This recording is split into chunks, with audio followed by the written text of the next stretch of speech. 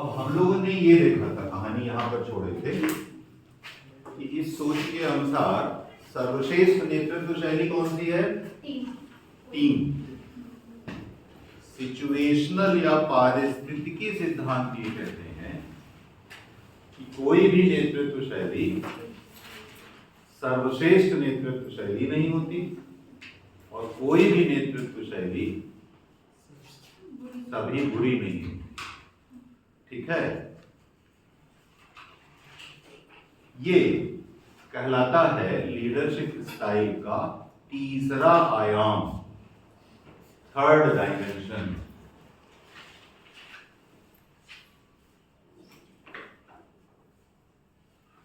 मैंने आपको बताया था आपकी परीक्षा में विद्वानों के नाम नहीं पूछता है।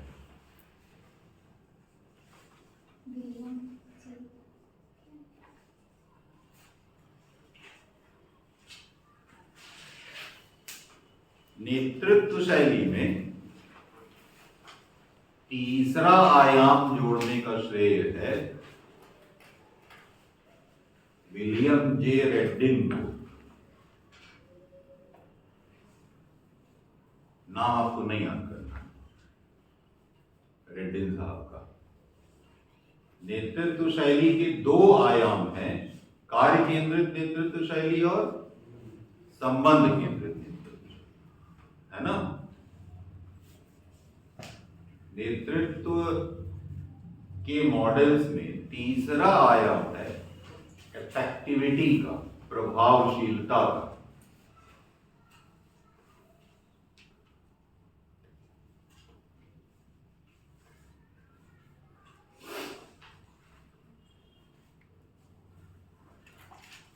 कोई भी नेतृत्व शैली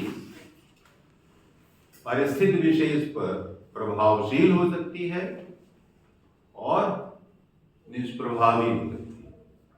मतलब पॉजिटिव इफेक्ट की हो सकती है और नेगेटिव इफेक्ट की हो सकती है।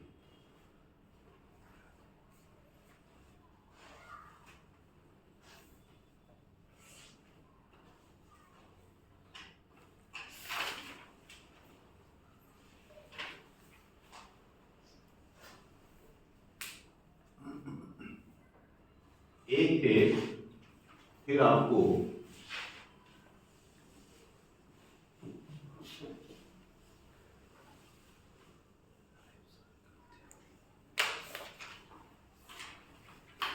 नाम मैं लिख के देता हूं।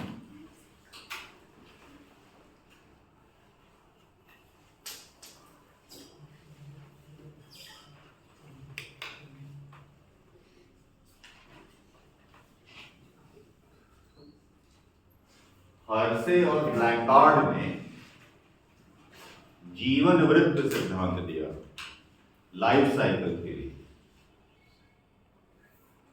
जीवन वृत्त सिद्धांत, लाइफ साइकिल थ्योरी। नाम क्या है? हर्से और ब्लैंकार्ड।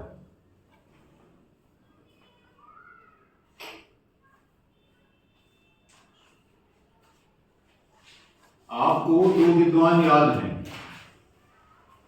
मैंने कहा था इनको याद रखिएगा, मैकग्रेगर, इसको दूसरे वाले को नहीं कहा था याद करना, क्रिस आर्गेरिस, पर इनकी हम चर्चा पहले कर चुके हैं। मैकग्रेगर ने कहा कि प्रबंधकों की अपने अधीनस्थों के प्रति दो प्रकार की धारणाएं होती हैं। थियरी एक्स नकारात्मक धारणा है कि अधीनस्थ काम पसंद नहीं करते हैं, उनमें योग्यता क्षमता नहीं होती है, उनका निकट पर्यवेक्षण करना पड़ता है, सिर पे चढ़ के देखना पड़ता है काम कर रहा है कि नहीं कर रहा।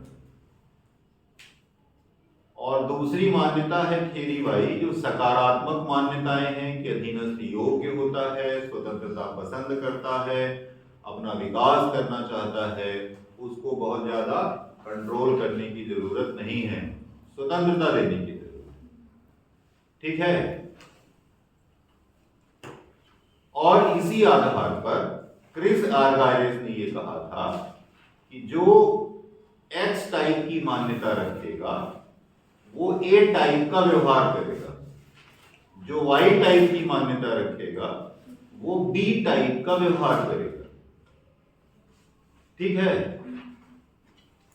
तो टास्क रिलेटेड वो आदमी जो टास्क पर जोर देता है, काम पर जोर देता है, वो ए टाइप का व्यवहार कर रहा है, अर्थात वो एक्स टाइप की मान्यता रखता है। जो कार्य पर जोर नहीं दे रहा है, एक नंबर है कार्य का, वो बी टाइप का व्यवहार कर रहा है, बी टाइप का व्यवहार कर रहा है, काम पर जोर नहीं दे रहा है ना। और इसका मतलब कि वाई टाइप की मान्यता रखता है। इसी से रिलेटेड क्रिस एर्गेरिस ने, जैसा कि एक्स और वाई सिद्धांत है, वैसा ही एक और सिद्धांत दिया, परिपक्वता अपरिपक्वता सातत्य, इमैच्योरिटी मैच्योरिटी कंटिन्यूअम। लिखो, अपरिपक्वता परिपक्वता सातत्य।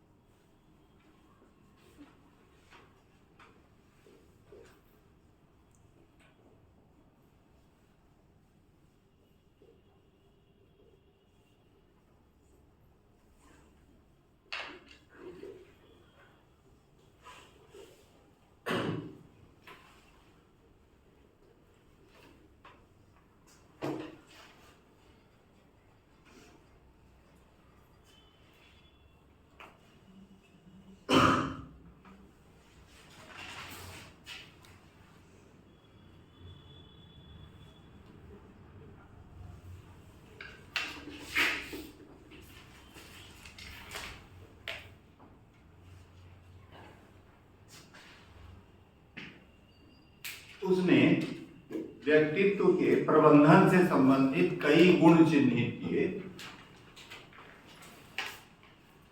कितना धैर्यवान है, कितना समर्पण है कर्तव्य के प्रति, कितनी योग्यता है उसमें, कितना तकनीकी कौशल है उसमें, वगैरह वगैरह वगैरह। अगर ये सारी चीजें नहीं हैं तो मतलब अपरिपक्व है, और अगर ये सब कुछ है तो परिपक्व है। और जो अपरिपक्व है, मतलब जिससे काम करते नहीं बनता, वो सीख के परिपक्व बन सकता है।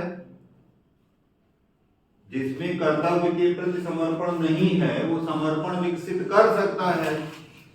मतलब अपरिपक्वता से परिपक्वता की ओर विकास दर्शाता है। अपरिपक्वता परिपक्वता सातत्य। सातत्य का मतलब समझते हैं, कंटिन्यूअम का मतलब कि एक लाइन खींच देते हैं ना हम लोग, 0 1। अब ये लिख लीजिए, परिपक्वता इधर से इधर की ओर बढ़ रही है, ये कंटिन्यूअम है, सातत्य है। सातत्य हमेशा यूनिडायमेंशनल होगा, एक डायमेंशन में होगा। एक्स एक्सिस है केवल इसमें, हमारे वाले दो है ना, मैनेजरियल ग्रिड में 2 एक्सिस है, सातत्य सिंगल एक्सिस में होगा। एक ही लाइन खींचेगी ऐसी सीधी, है ना, धीरे धीरे आगे की ओर विकास, मतलब कंटिन्यूअम। क्लियर है? तो अपरिपक्व था, थोड़ा विकास थोड़ा विकास थोड़ा विकास थोड़ा विकास, पूरा विकास हो गया तो परिपक्व कर दिया हमने। यहां नेतृत्व शैली के निर्धारण में जीवन वृत्ति सिद्धांत में अधीनस्थ की परिपक्वता के आधार पर प्रबंधकीय शैली का चयन बताया गया है। अधीनस्थ की परिपक्वता के आधार पर प्रबंधकीय या नेतृत्व शैली का चयन बताया गया है। Choosing a leadership style in congruence with maturity of the subordinate.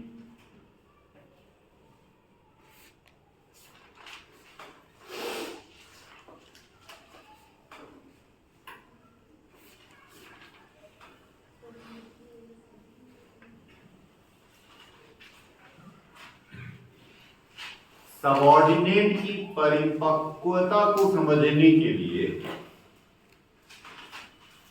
Hershey और ब्लैंकार्ड ये कहते हैं कि किसी व्यक्ति की जो जीवन साइकिल है आप उससे उदाहरण समझ सकते हैं, एग्जाम्पल ले सकते हैं। सर्वाधिक अपरिपक्व होता है बच्चा, इन्फैंट कहते हैं हम जिसे। ऑर्डिनरली 7 साल तक की उम्र के बच्चे को मासूम माना जाता है। 7 साल के ऊपर का बच्चा हम समझते हैं कि थोड़ा बहुत समझने लगा। 7 साल तक का बच्चा जो कुछ भी कर दे अपराध नहीं माना जाता। मतलब उसके हाथ से अगर गोली भी चल जाए, किसी के सिर पे हथौड़ा मार दे और सामने वाला व्यक्ति मर भी जाए तो उसके ऊपर कोई मुकदमा नहीं हो सकता है। ये प्रूफ बस हो जाए कि उसकी उम्र भी 7 वर्ष नहीं हुई। 7 के ऊपर हो और 18 तक हो तब एडोलेसेंट माना जाता है, तब किशोर माना जाता है। उसके ऊपर वो एक आपने सुना होगा बाल न्यायालय, वहां अलग से मुकदमा चलता है। उसके जज, उसकी सुनवाई की पीठ अलग होती है और उन्हें सजा नहीं मिलती, वो सुधार गृह में रखे जाते हैं जिसको बाल संप्रेक्षण गृह कहते हैं। चालू भाषा में लोग बच्चों की जेल कह देते हैं पर कानूनन उसे जेल कहना प्रतिबंधित है। वो संप्रेक्षण गृह है जहां उनको सुधारा जाता है रख करके, ठीक है। और वो बाल अपराधी नहीं कहलाते हैं, वो विधि विरुद्ध बालक कहलाते हैं। चाइल्ड अगेंस्ट लॉ कहलाता है। अपराधी कहने पर प्रतिबंध है, ठीक है, क्योंकि अभी अबोध है, नहीं जानता था, कुछ कर दिया, समझ में आ गया कि गलत है, आगे नहीं करेगा, ठीक है। वो किसी प्रकार की डिस्क्वालिफिकेशन नहीं पैदा करता है, निरर्हता नहीं पैदा करता है। 18 साल के बाद अगर आपने जोश में कुछ कर दिया और जोश में आप आ ही जाते हैं, है ना। कॉलेज में हो मारा मारा मारा तो सोती होगा बहती गंगा में काज हाथ हो गई। जो हाथ चला तो आजकल तो सब जगह सीसीटीवी कैमरा लगा है। फिर पुलिस आएगी, फिर पता लगाएगी कि को नहीं मारे वाले, लिस्ट बनेगी। 152 लड़के थे, 152 के खिलाफ FIR दर्ज हो जाएगा, पक्का दर्ज हो जाएगा। लेकिन पुलिस आपको पकड़ने नहीं आएगी क्योंकि उसके पास इतनी फुर्सत नहीं है साधारण मारपीट को सुलझाने की। वो तो गंभीर मुकदमे सुलझाती रहती है। पुलिस के कंट्रोल रूम में जब क्राइम मॉनिटरिंग मीटिंग होती है तो उस पर ध्यान भी नहीं दिया जाता है। 7 साल बाद आप PSC पास हो गए, टॉप किए, डिप्टी कलेक्टर बन गए, पार्टी रोटी हुई और वहां से सरकार ने थाने में भेजा आपके पुलिस वेरिफिकेशन के लिए। दरोगा जी ने अपनी लिस्ट उठाई, देखे FIR दर्ज है इसके खिलाफ, लिख के भेज दीजिए, इसका चरित्र उत्तम, नौकरी गए पार्टी वोटी पैसा छूटेगा।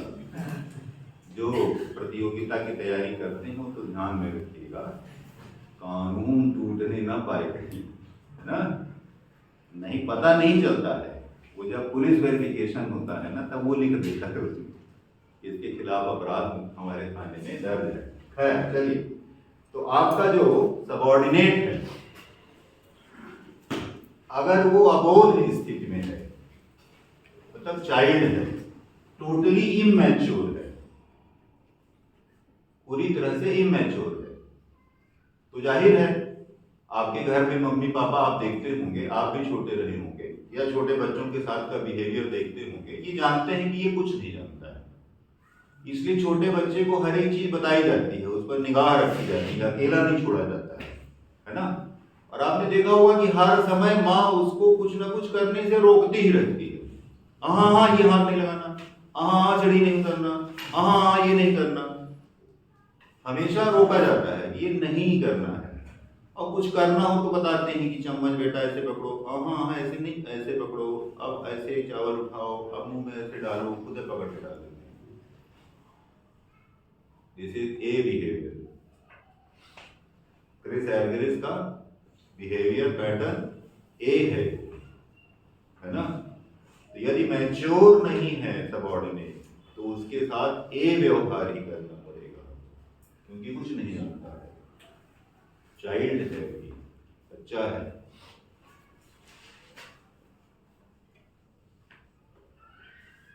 High task low relationship, high task low relationship, व्यवहार उसे करना पड़ेगा। इसको कहा हर्से और ब्लैंचार्ड ने टेलिंग, बताना। ये नेतृत्व शैली है टेलिंग, बताना। तो बताना कैसी नेतृत्व शैली है? हाई टास्क लो रिलेशनशिप, मतलब क्लोज सुपरविजन, नजदीक निगरानी, और बच्चा सदैव नजदीक निगरानी में रहता है। फिर साहब 11-12 साल का हो गया, आप उस सबसे खतरनाक उम्र में पहुंच गया, कहलाती है टीन। टीन कहलाता है ना, 13, 14, 15, किशोरावस्था हिंदी में कहते हैं। This is the most dangerous period of your life, when think you are adult but you are not actually adult। आपने कहा होगा कई बार, और अब आप सुनते होंगे अपने छोटों के मुंह से कई बार, कि अब हम बड़े हो गए हैं, नहीं, अब हम बड़े हो गए। He wants to be treated respectfully। अब हम बड़े हो गए, मतलब आप उससे बच्चों का सा व्यवहार नहीं कर सकते। और जो आदमी ये मानता हो कि वो बड़ा हो गया है, उसको बड़ा का सा व्यवहार करना पड़ेगा। बट द इशू इज कि अभी वो बड़ा हुआ नहीं है, बड़ा अभी हुआ नहीं है। आपको मोस्ट टैक्टफुली उससे डील करना पड़ेगा। आप उसको अगर अपनी निकट निगरानी में न रखे तो पता चला कि गांजा पी रहा है, कोरेक्स पी रहा है। आजकल लोग सूजी उजी भी लगाते हैं, है ना। आजकल तो सिगरेट शराब पीना नशे नहीं माने की बहुत सभ्य टाइप का है, केवल शराब और आजकल तो गांजे की भी यंत्र बने हुए हैं, वो डिब्बे में पानी उनी भर के पता नहीं कहाँ पे क्या लगाते हैं, कैसे सुट्टा मारा करते हैं। हमारे यहाँ बगल में होता रहता है रात को 8 बजे के बाद। तो निकट निगरानी में रखना पड़ेगा, लेकिन सम्मान भी देना पड़ेगा कि नहीं, हम बेटा तुमको बड़ा मानते हैं, अब तो तुम समझदार हो गए हो, ऐसा कहना पड़ेगा। That means you will have to sell your idea. You will not have to tell the idea. You will have to sell the idea. इसको उन्होंने कहा सेलिंग।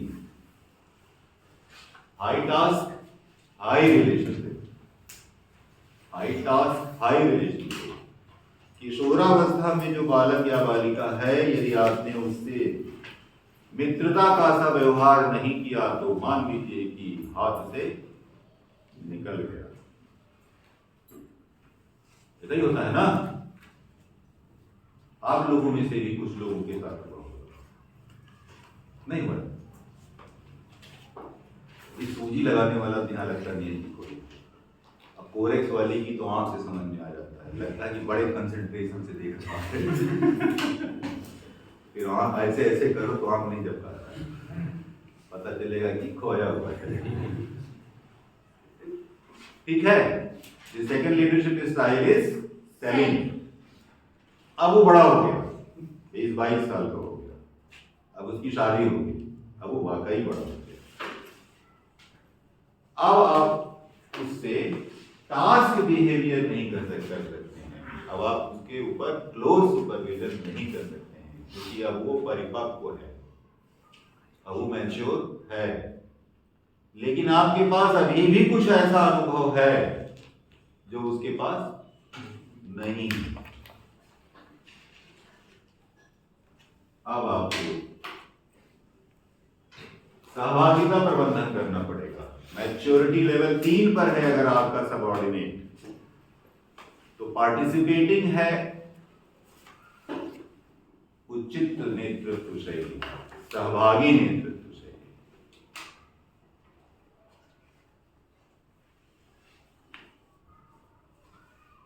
ठीक है, ये मैच्योरिटी के हिसाब से है। This is M1, this is M2, this is M3 and this is M4। Maturity 1, maturity 2, maturity 3 and maturity 4। ठीक है, 10-20 साल और गुजर गए, उसके भी बच्चे हो गए, बच्चों की भी शादी हो, मतलब अब उसके वानप्रस्थ की उम्र आ गई है। 4 आश्रम भी होते हैं ना, ब्रह्मचर्य आश्रम, गृहस्थ आश्रम, वानप्रस्थ आश्रम, संन्यास आश्रम। मैनेजरियल स्टाइल में जो संन्यास आश्रम है, दैट इज, आपने एक लीडरशिप स्टाइल कल पढ़ी थी, लाइसेंस फेयर पढ़े थे, अहस्तक्षेपवादी। तो संन्यास आश्रम तो साहब अहस्तक्षेपवादी है, मतलब संन्यास आश्रम में डेरा उठाओ और निकल लो भीख मांगते हुए। तो लाइसेंस फेयर तो वो है। Laissez faire is actually not a leadership style because there is no leadership. हस्तक्षेपवादी अगर आप हैं तो इसका मतलब आप नेतृत्व कर ही नहीं रहे, माने घर छोड़ के कमंडल उठा के निकल लिए। ठीक है, तो संन्यास is equal to licence fair, वो यहां नहीं है because that is not considered a leadership style. आपको, आप मैनेजर हो, आप मुक्त नहीं छोड़ सकते हो, बस देखना यह है कि आपको कितना निर्देशन देना है और कितना संबंध बना करके रखना है। तो अब वो पहुंचा वानप्रस्थ में, मतलब हाईली मैच्योर बंदा है।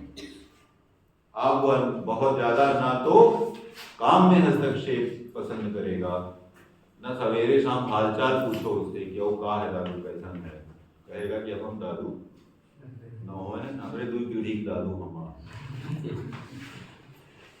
And the appropriate leadership style is then delegating, प्रत्यायोजन, transfer the authority, प्राधिकार हस्तांतरित कर दीजिए, transfer the authority, delegation।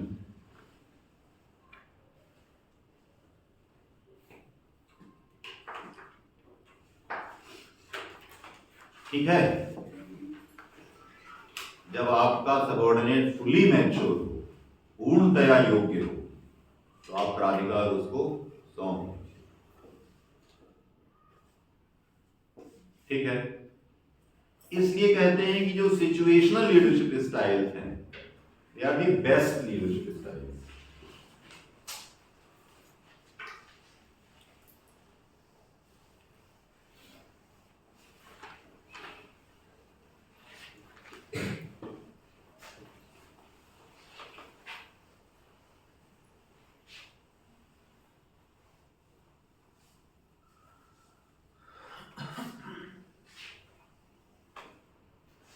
कुछ महत्वपूर्ण, एक तो आपने रेटिन का 3 डायमेंशनल मॉडल देखा, जो सबसे अच्छी सिचुएशनल लीडरशिप स्टाइल कहलाती है वो है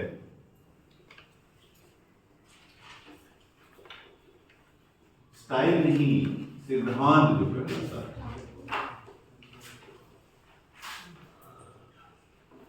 R.J. हाउस का मार्ग लक्ष्य सिद्धांत, पाथ गोल थ्योरी, R.J. हाउस का मार्ग लक्ष्य सिद्धांत, पाथ गोल थ्योरी,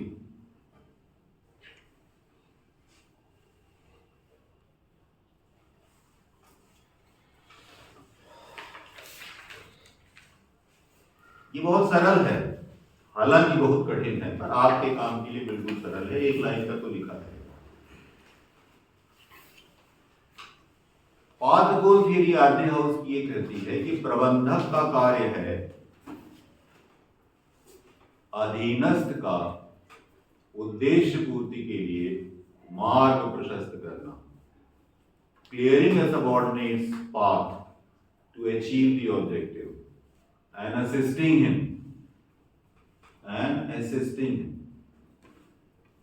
अधीनस्थ का लक्ष्य की प्राप्ति के लिए मार्ग प्रशस्त करना, और उसके लिए चाहे जो करना हो, मार्गदर्शन देना है, प्रशिक्षण देना है, सहायता करना है, जो भी करना है, ये प्रबंधक का काम है।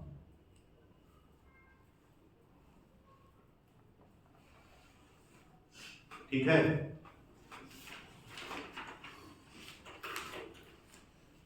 इसी से मिला जुला है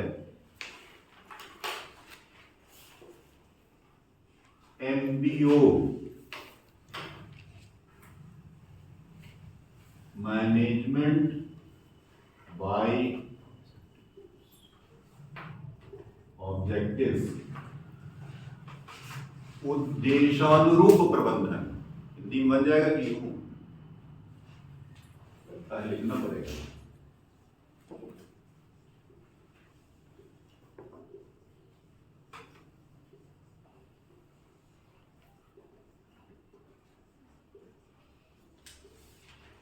उद्देशानुरूप प्रबंधन।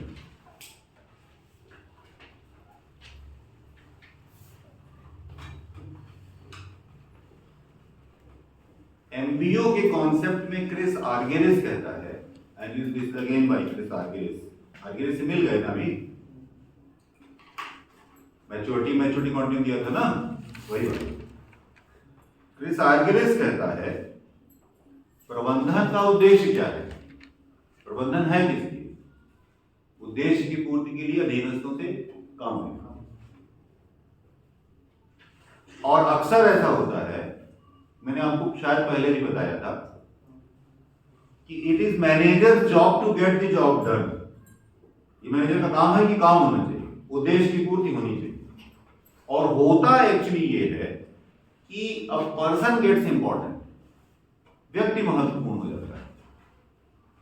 जब व्यक्ति महत्वपूर्ण हो जाता है मतलब मैनेजर इंपॉर्टेंट हो जाता है, और मैनेजर अपनी शैली अपने अधीनस्थों पर इंपोज करने लगता है, लादने लगता है कि नहीं तुमको ऐसे काम करना पड़ेगा।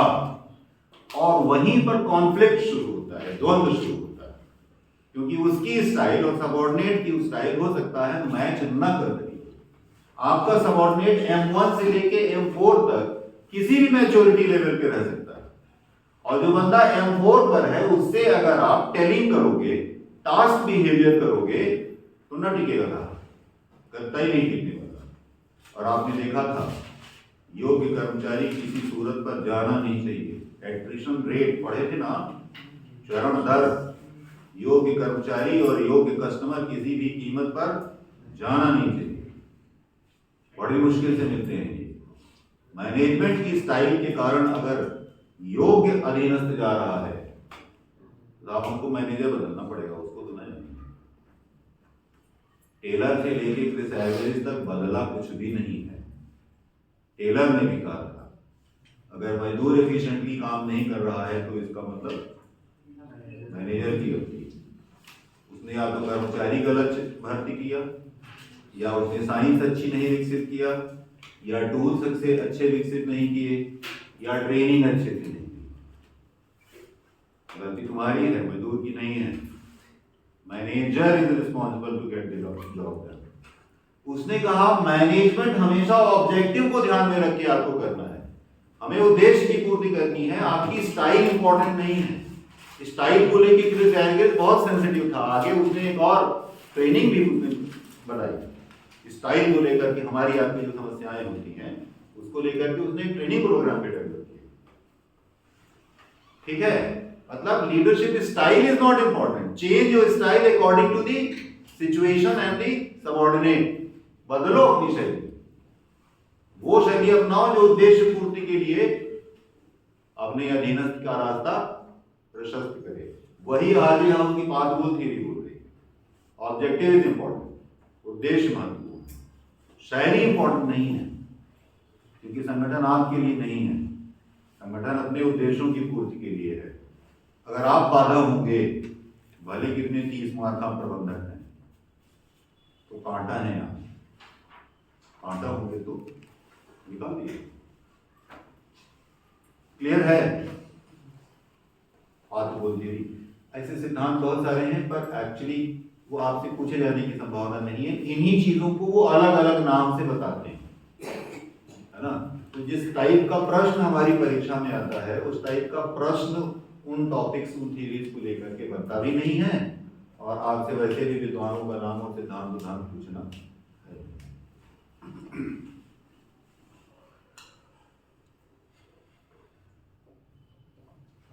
क्रिस एल्गेरिस ने प्रबंधन को लेकर के बहुत सारे विचार किए। एक ए बी आपने देख लिया, मैच्योरिटी इमैच्योरिटी कॉन्टिन्यूम आपने देख लिया। एक उसने संलयन प्रक्रिया सिद्धांत दिया।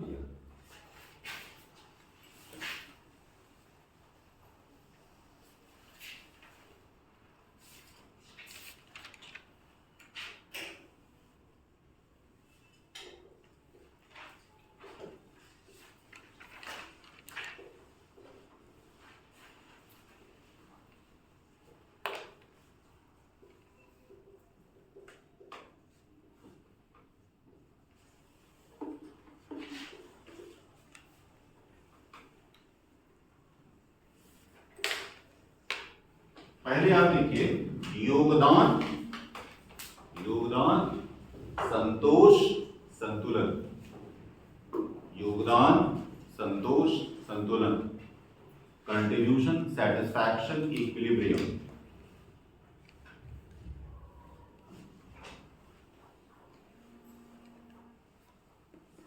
हर कर्मचारी जिस संगठन में काम करता है, उस संगठन को कुछ देता है, अपना ज्ञान देता है, अपना श्रम देता है, अपना समय देता है। वो ऑर्गेनाइजेशन को कुछ कंट्रीब्यूट करता है, कुछ योगदान देता है, ठीक है। और ये सब कुछ वो करता है कुछ पाने के लिए। समाज सेवा करने नहीं आया है, पेट पालने आया है, कैरियर के लिए आया है। तो ये सब कुछ जो वो दे रहा है, वो कुछ पाने के लिए दे रहा है। तो संगठन से जो वो पाता है, दैट इज सेटिस्फैक्शन, वो संतोष है। जो देता है वो योगदान है, जो पाता है वो संतोष है, सेटिस्फैक्शन है। अब प्रश्न ये है कि योगदान और संतोष में संतुलन कब स्थापित होगा? जब संतुलन स्थापित होगा, तब आपका कर्मचारी आपके संगठन में बन करके, रह करके, टिक करके काम करेगा। यदि सेटिस्फैक्शन पर्याप्त नहीं है, तो मतलब संतुलन नहीं है, उसका योगदान ज्यादा है, उसको मिलने वाला सेटिस्फैक्शन पर्याप्त नहीं है। एल्गेरिस कहता है कि ये पर्याप्त कब होगा? ये पर्याप्त तब होगा जब उसे प्राप्त होने वाला संतोष उसके योगदान से अधिक होगा, अधिक होगा। अमूमन हम कहते हैं संतुलन तब होता है जब इधर 5 किलो और उधर 5 किलो, जितना दें उतना पाए, तो संतुलन है। नो, मैं अगर आपको 5 रुपए दे रहा हूं और आपसे 5 रुपए पा रहा हूं, तो मैं आपको दे कह रहा हूं। अगर मैं आपको 5 रुपए दूं और मुझे 6 रुपए मिले, तब ना मैं दूंगा। 5 रुपए दूं और 5 रुपए पाऊं तो मैं संतुष्ट हो जाऊंगा, तब संतोष पैदा नहीं होगा। मैनेजमेंट है ये, हमेशा ध्यान में रखिएगा। 5 और 5 इक्वल नहीं है। हम गणित नहीं पढ़ रहे हैं, हम साइंस नहीं पढ़ रहे हैं, हम मैनेजमेंट पढ़ रहे हैं। 3 में अगर 2 घटाएंगे तो चाहे जो आए, 1 तो नहीं आएगा, चाहे जो आएगा क्या ये परिस्थितियों पर निर्भर करेगा, पर 1 तो नहीं। 2 और 2 जोड़ेंगे तो 4 तो नहीं होगा, चाहे जो हो जाए। होगा क्या, सिचुएशन भी होता है। बहुत सारी चीजें हैं जो ये निर्णय करेंगी कि कितना होगा, और 4 साहब नहीं होगा, ठीक है। तो तो इक्विलिब्रियम तब नहीं होगा जब योगदान और संतोष बराबर होंगे। इक्विलिब्रियम तब होगा जब संतोष, मिलने वाला संतोष अधिक होगा, कंट्रीब्यूशन कम। इसी चीज को उसने दूसरे शब्दों में बताया कि एक कर्मचारी जब संगठन के लिए काम करता है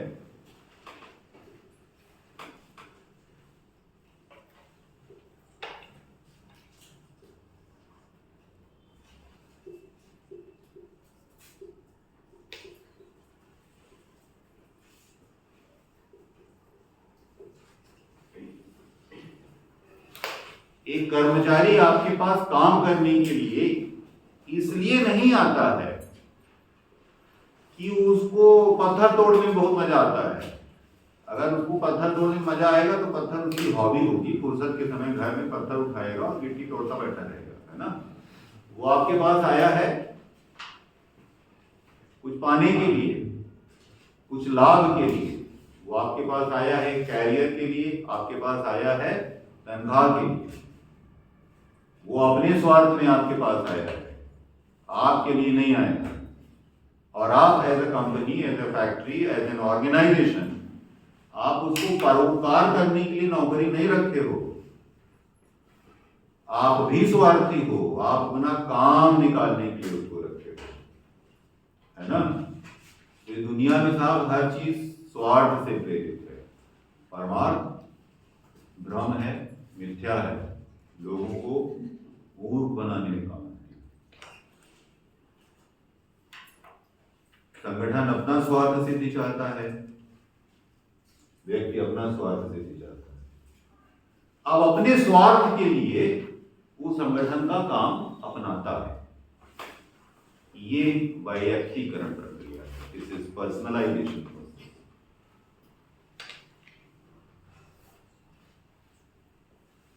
व्यक्ति अपने स्वार्थ के लिए कंपनी का उपयोग करता है, कंपनी के लिए कुछ करता है।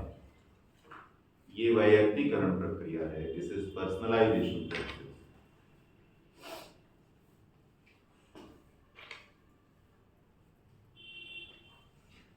कंपनी बहुत बड़ी है, बहुत सारे लोग काम करते हैं। इट्स लाइक अ सोसाइटी, एक समाज की तरह है।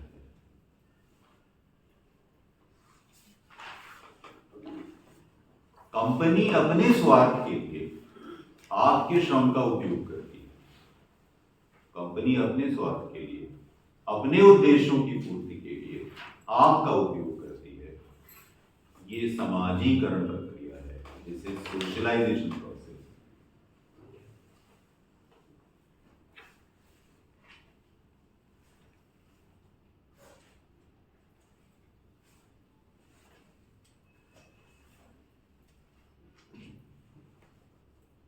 दोनों प्रक्रियाएं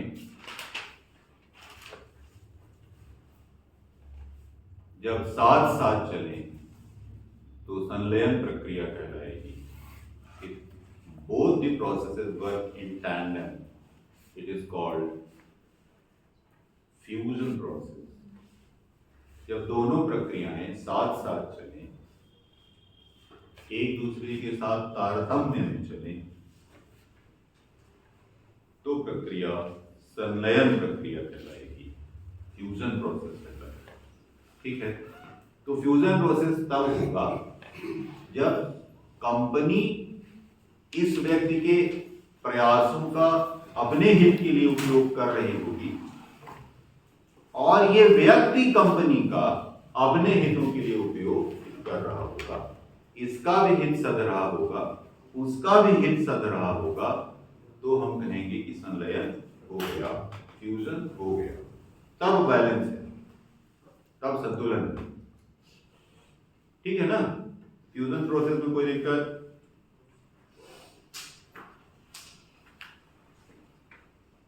नहीं है, बढ़िया है।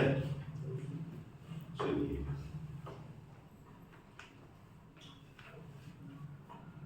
ये जो लीडरशिप स्टाइल्स हैं,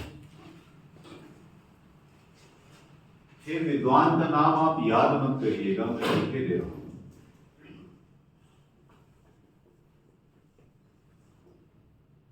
फ्रांसिस लिकर्ट।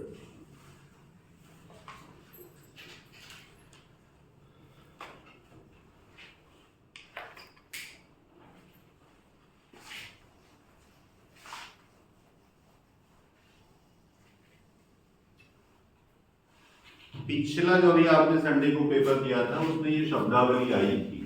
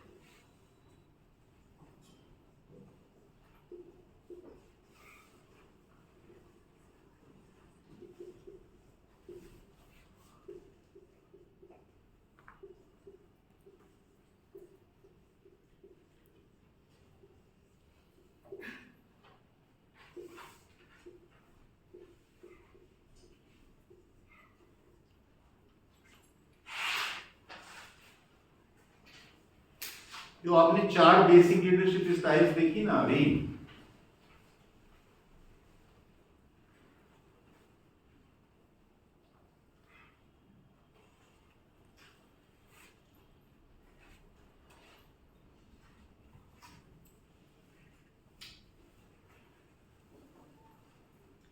फ्लोरेंसिस के नीचे क्या लिखो?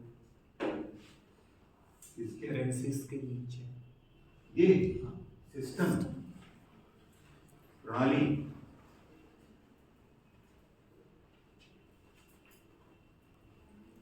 ये व्यवस्था 1 2 3 4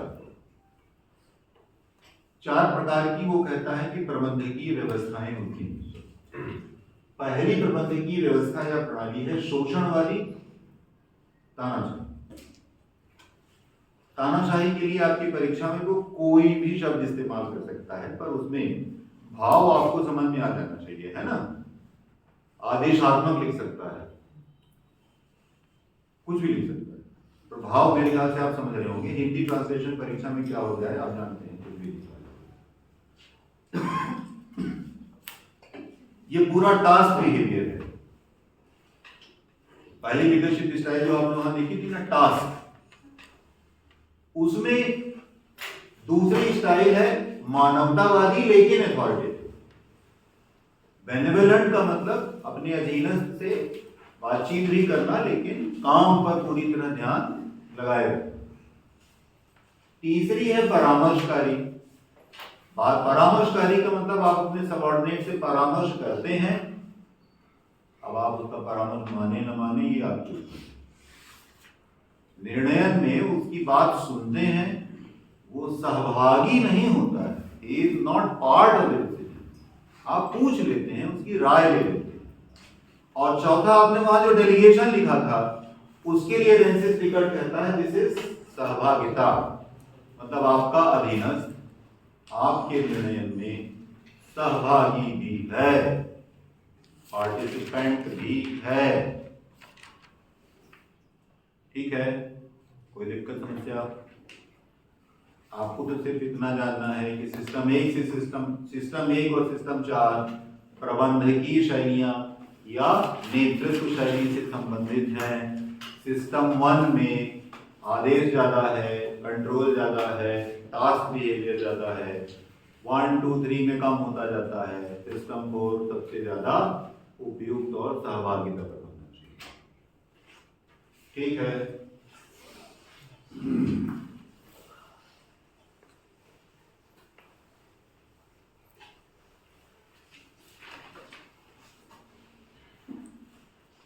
एक इसने और मॉडल किया,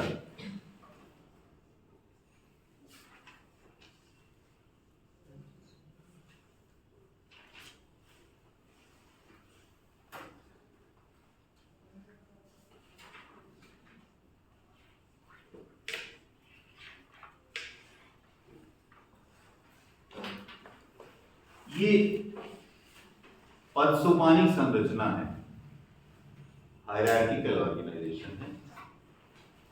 आपको समझ ज्यादा अच्छे से आएगा अगर आप ये मानेंगे कि ये कलेक्टर है, ये एसडीएम है, ये तहसीलदार है।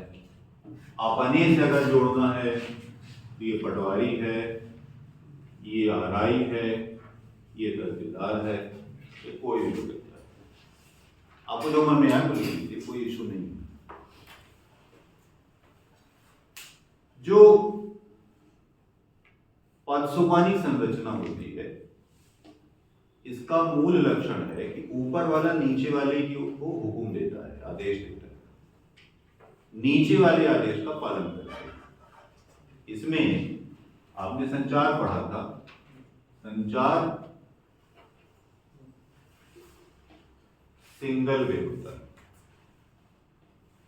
ऊपर से नीचे आदेश आता है, नीचे वाला आदेश का पालन करता है, कंसल्टेशन नहीं होता यहाँ पे। मतलब कलेक्टर एसडीएम को बुला के सलाह नहीं मांगता है कि बताओ क्या करें यार, बड़ी समस्या है ना। कभी नहीं सुना होगा आपने तहसीलदार ने किसी पटवारी को बुलाए फिर सलाह मांगी कि यार बताओ पटवारी साहब, नहीं समझ क्या आप लोगों से मांगेगा, आप लोगों से मांगेगा, है ना। बताए थे हम आपको पीएससी पास होने वाला केवल जनरल नॉलेज पढ़ के पास होता है। आप ब्रह्मांड के ज्ञानी हो, अंग्रेजी भी जानते हो, हिंदी भी जानते हो, मैनेजमेंट भी जानते हो, गणित भी जानते हो, रीजनिंग भी जानते हो, विज्ञान भी जानते हो, सामान्य ज्ञान तो जानते हो। तो आप उससे 8 गुना ज्ञानी हो तहसीलदार से, अगर आप पटवारी बनने पाए तो। डिप्टी कलेक्टर से 8 गुना ज्ञानी। कंप्यूटर में उसने हाथ नहीं लगाया होगा, आप 25 नंबर कंप्यूटर के 25 सवाल कर रहे हो, है ना। आपको ऐसे आंख मूंदो तो आपको याद है कि स्पेस की बटन कहाँ पे है, याद है कि नहीं? तो कर लीजिए, फोटो देखिए, याद करिए। जैसे मध्य प्रदेश का नक्शा वैसे कीबोर्ड याद करिए, कौन सी बटन कहाँ पे। एबीसीडी नहीं याद करना है, ये वाली याद करना है। डिलीट की बटन कहाँ पर है, स्पेस की बटन कहाँ पर है, एस्केप कहाँ पर है, इन बटनों का उपयोग क्या है। खैर वो आपको कंप्यूटर वाले से बताएंगे कि क्या क्या करना है। तो साहब यहाँ हर आदमी अपना निर्णय लेता है, आदेश जारी करता है, नीचे वाले को आदेश का पालन करना है। ये सिस्टम ए है, ये टास्क बिहेवियर है। High task low relationship behaviour है मैनेजरियल ग्रिड का, जो एक पदसुबानी संरचना में चलता है, या जो ब्यूरोक्रेसी में चलता है, या जो नौकरशाही में चलता है। ठीक है, इससे टीम नहीं बन पाती, नीचे वाले की योग्यता का ऊपर वाला उपयोग नहीं कर पाता है।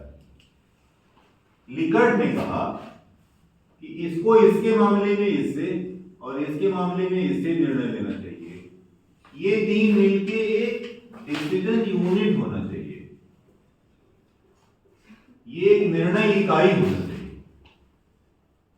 ठीक है, इसी तरह इसको इससे, इससे और इससे, ये डिसीजन यूनिट नंबर 2 और ये 3 हो गए। ठीक है, ये 3 स्तर हैं, 3 स्तर निर्णय की इकाई में एक दूसरे से जुड़ गए। आप नीचे वाले से डिस्कस करके कोई निर्णय लेते हो। अगर आप ये करोगे तो पूरा ऑर्गेनाइजेशन लिंक हो जाएगा।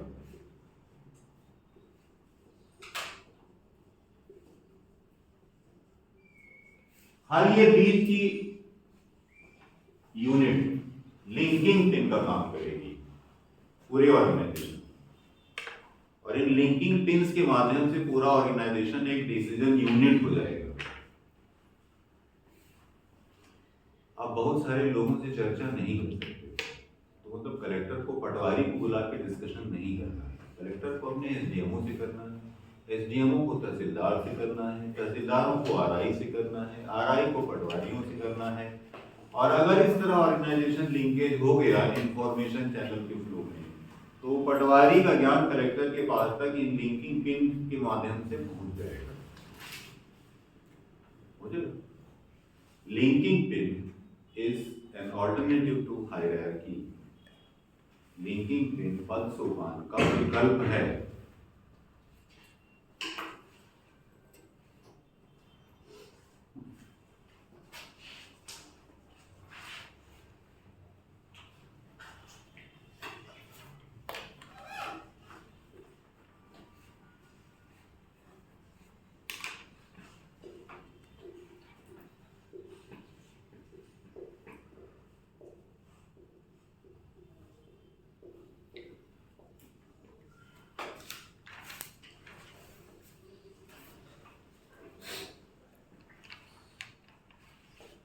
पदसोपान का एक और विकल्प क्रिस आर्गेरिस ने दिया।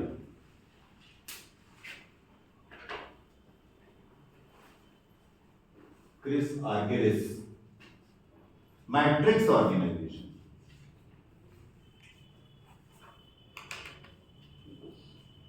ये आपको ऐसा लग रहा होगा कि ऊपर 3 वाले नीचे 3 वाले, जो ऊपर के नीचे वाले नीचे 3 वाले ऊपर, ऐसा दिख रहा है ना?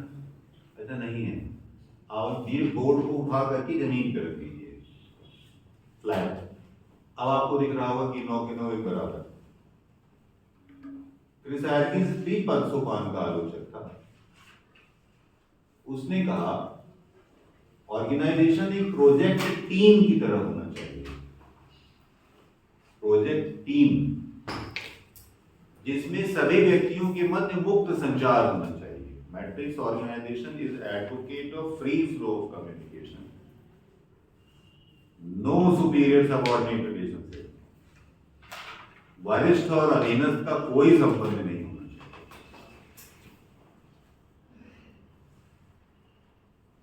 प्रोजेक्ट टीम, परियोजना दल, परियोजना समूह।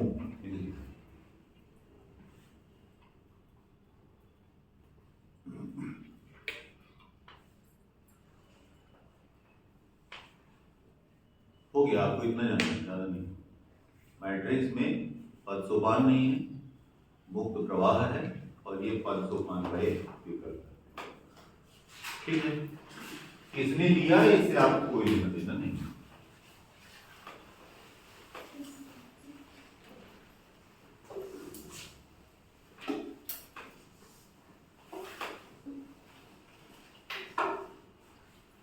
एक मैरी पार्कर फॉलिन की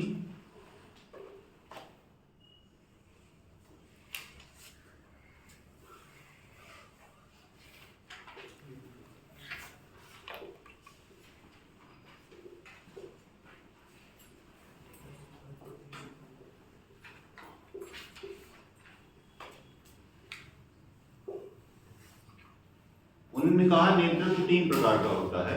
पहला है पदजन्य नेतृत्व। पदजन्य नेतृत्व,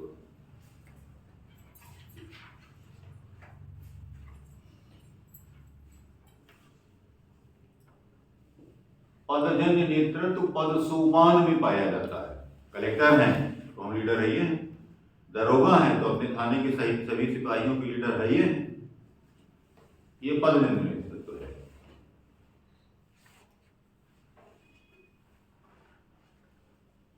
और ऊपर के पदों पर बैठा हुआ आदमी नीचे वालों से अधिक योग्य है, ये नहीं कहा। उसके बाद सभी परिस्थितियों से जूझने की क्षमता है, ये नहीं कहा जा सकता।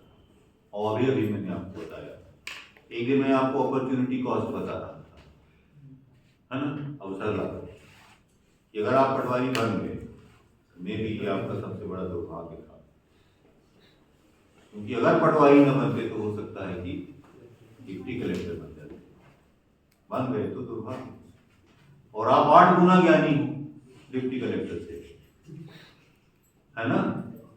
तो अब वो डिप्टी कलेक्टर आपका लीडर बनने लायक है कि नहीं? बैठा तो है ऊपर वाले पद पे।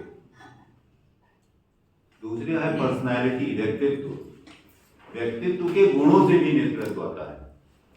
और अगर आप अपनी पर्सनैलिटी से सिद्ध कर दोगे कि आप योग्य हो, तो सबके सामने तो बुला करके आपसे पूछने में शर्माएगा आपका तहसीलदार, और अकेले में घर में बुलाएगा, यार इसके बारे में तुमको पता होगा, कल तुम बोल रहे थे, मैं चुपके से सुन रहा था। ये व्यक्तित्व जन्य नेतृत्व है। व्यक्तित्व जन्य नेतृत्व के साथ एक समस्या है। व्यक्ति व्यक्तित्व जन्य नेतृत्व व्यक्ति पूजा को पैदा करता है। You become a hero. बहुत होशियार है, पता है आपका, वो बहुत होशियार है, वो का बुला रहे हैं। और जहां आपने लेबल लगाया होशियार है, वहां आपने पढ़ा हेलो इफेक्ट, आभा मंडल प्रभाव, गड़बड़ हो गई। क्योंकि इस धरती पर ना होशियार है और ना मूर्ख है। यहाँ हर क्षेत्र में कोई ज्ञानी है और अज्ञानी है। समस्त ज्ञान किसी के पास नहीं, पटवारी को छोड़कर। 8 विषयों के ज्ञान होगा।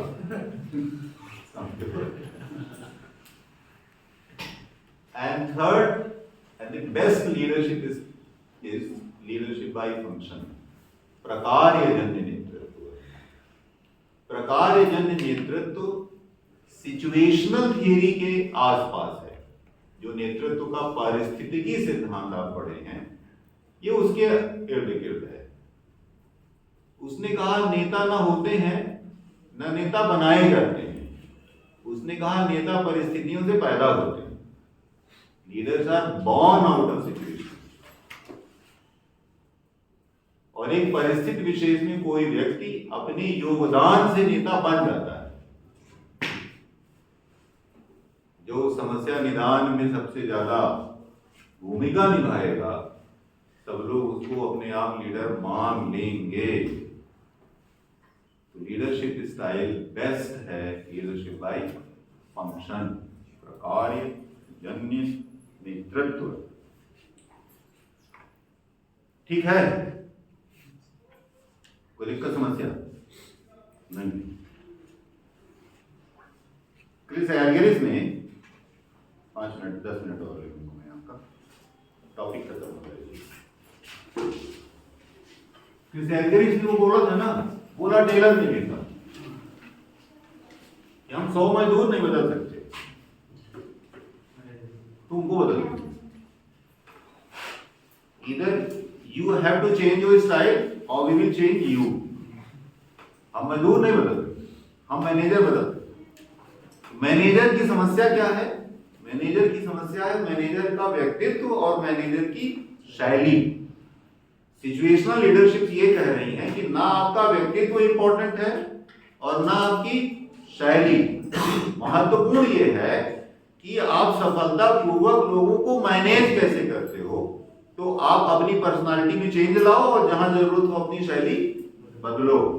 इमैच्योर है हाई टास्क, मैच्योर है डेलीगेशन करो। करोगे क्या ये तुम जानो, तुमको रखेगा नहीं, तनख्वाह है ना तुम। इसमें सबसे बड़ी समस्या होती है, ये आपके साथ भी है, मेरे साथ भी हो सकती है। उसने प्रोग्राम डेवलप किया, टी ग्रुप ट्रेनिंग। ये संवेदनशीलता प्रशिक्षण है, संवेदनशीलता प्रशिक्षण।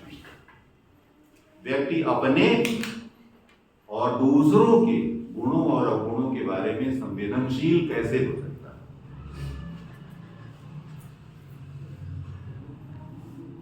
अपने और दूसरों के गुणों और अवगुणों के बारे में संवेदनशील कैसे होता है। एक बीमारी होती है, आपके में भी होती है, आत्ममुग्धता की बीमारी। आप में से बहुत सारे लोग होंगे जो बोलते होंगे कि आई हेट इट, नहीं करते।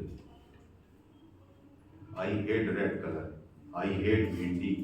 अरे भिंडी से पूछे है, हो सकता है वह कम का हेट कर। आई हेट भिंडी, अरे आई तुम आहे को। लोग बात कह देते हैं मोदी मुझे बिल्कुल पसंद नहीं, मोदी जाना घर बाप है। अब तुम्हारी औकात क्या है, हो किसका कि 2 कौड़ी के आदमी तुम्हें पसंद है ना, वही पसंद है, जालू की जाकर हो। क्या फर्क पड़ता है दुनिया को कि तुमको लाल पसंद नहीं, कि काला पसंद नहीं, कि भिंडी पसंद नहीं, कि अंडा पसंद नहीं, कि मोदी पसंद नहीं। दुनिया को क्या फर्क पड़ता है? और तुमको लगता है कि नहीं नहीं आई एम वेरी इंपॉर्टेंट। आदमी अपने आप में मुग्ध रहता है, शीशे के सामने खड़ा हो जाता है, बार बार ऐसे और सामने वाले से जब मिलता है तो ये भी नहीं ध्यान देता कि कंघी करे हो कि नहीं, है ना, ओढ़े बाल हइयों की नहीं। क्या फर्क पड़ता है आपके सिर पे बाल हैं कि नहीं है, क्या फर्क पड़ता है? नहीं, तो कोई नहीं फर्क पड़ता, दुनिया को कोई फर्क नहीं पड़ता। दुनिया को फर्क पड़ता है आपकी पर्सनैलिटी से, आपके व्यक्तित्व से, आपके व्यवहार से। Behaviour is important. ऐसा ही है ना, ये समस्या इसलिए है कि आपको लगता है कि आप बहुत अच्छा करते हैं, आपने कभी पूछा नहीं किसी से, वो बताता कि आप गधे की तरह हरकतें हैं। जब आप गाते हैं तो अड़ोस पड़ोस वाले सोच रहे होते हैं कि कितनी दारी का गला खराब हुई, शांति हो जाती है। सेंसिटिविटी ट्रेनिंग उसने कहा कुछ नहीं है, किसी व्यक्ति के पीछे एक दफ्ती लगा दो, उसमें कागज चिपका दो, सबके पीछे कहा 15 आदमी इकट्ठा करो, सबके पीछे दफ्ती लगा दो और सबको कहो कि सबके पीछे उसके अच्छाई और बुराई के बारे में लिख दो, what is good in him and what is bad in him. ये भी नहीं करना है तो उसने कहा ये कर सकते हो कि कहो कि अपने घर से जाओ, ओपिनियन लिख करके ले आओ, तुमको लगता है कि हम तुम्हारी हैंडराइटिंग पहचान लेंगे तो किसी और से लिखवा ले आओ, डिब्बा रखा हुआ है इसमें डाल देना गोपनीय तरीके से, आप उसको पढ़ के देखो। आपको जो जो लग रहा था ना, जिसपे आप इतरा रहे थे, लोग कहीं नाचत रहे थे गुजारी का, सौ खड़ा होकर गुजारी का, आपको लगता है कि आप स्टाइल मान रहे, लोग कहते हैं नाचत रहे हैं।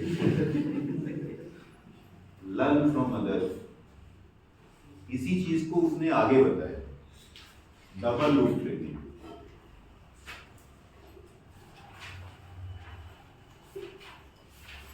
ये उन मैनेजर्स के लिए है जो अपनी स्टाइल पर परेशान है, अपनी पर्सनैलिटी पर परेशान है।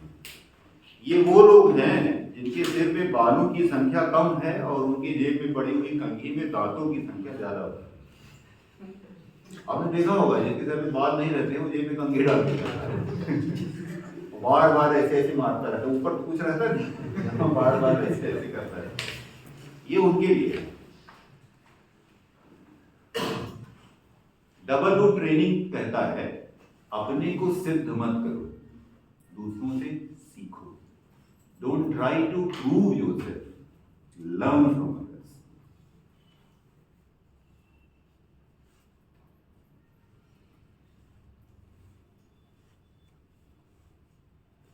और ये आदमी कभी नहीं करता, ये आप भी नहीं करते, आप भी नहीं करते। परीक्षा की तैयारी करोगे, सामान्य ज्ञान पढ़ोगे, गणित नहीं पढ़ोगे, मैनेजमेंट तो कतई नहीं पढ़ोगे, जो यहाँ पढ़ते होगे ना घर में जाके पलटते भी नहीं। सामान्य ज्ञान पढ़ते हो, सामान्य ज्ञान में हिस्ट्री पढ़ते हो, और ये गलती आप बार बार परीक्षा फेल होगे और बार बार करते रहोगे, बार बार ये आदमी अपनी गलतियों से कभी नहीं सीखता। आदमी हमेशा अपनी गलती करने के बाद अपने कृत्य को सही सिद्ध करने में लगा रहता है। कोई आ जा रहा था बड़ी तेजी से उतर रहा था, गिर के फिसल गया, मतलब फिसल के गिर गया, आपने उसको हाथ दे करके उठाया और बोला कि यार सीढ़ी से धीरे धीरे उतरा करो, पाँव फिसल जाता। अरे नहीं यार तुम नहीं समझते हो, ऐसा हुआ तो कौन दौड़ ले, कौन गिर गया। You don't learn from others, you try to always prove yourself, क्योंकि आप अपने आप पर मुग्ध हो। सीखना नहीं चाहिए, बस जिस दिन आपने ये सीख लिया उस दिन पर्सनैलिटी आपकी चेंज हो गई, उस दिन आपके सफलता के द्वार खुल गए। 8 पीरियड है साहब, 8 पेपर है, 8 विषय हैं, 8 घंटे अगर पढ़ते हो तो एक विषय को 1 घंटे से ज्यादा तभी दिया जा सकता है जब आपको ये लग रहा हो ये बहुत कम बनता है, लेकिन मैं इसको पढ़ सकता हूँ, कवर कर सकता हूँ, तब आप दूसरी जगह से समय काट करके एक को आधा घंटा बढ़ा दें। Otherwise each and every topic and subject is equally important, बराबर का महत्वपूर्ण है, ना कम है ना ज्यादा है। पर अभी आप सिर हिला रहे हो और घर जाओगे तो इतिहास की किताब ढूंढना चाहिए, बहुत अच्छा लगता है। अकबर, वाह।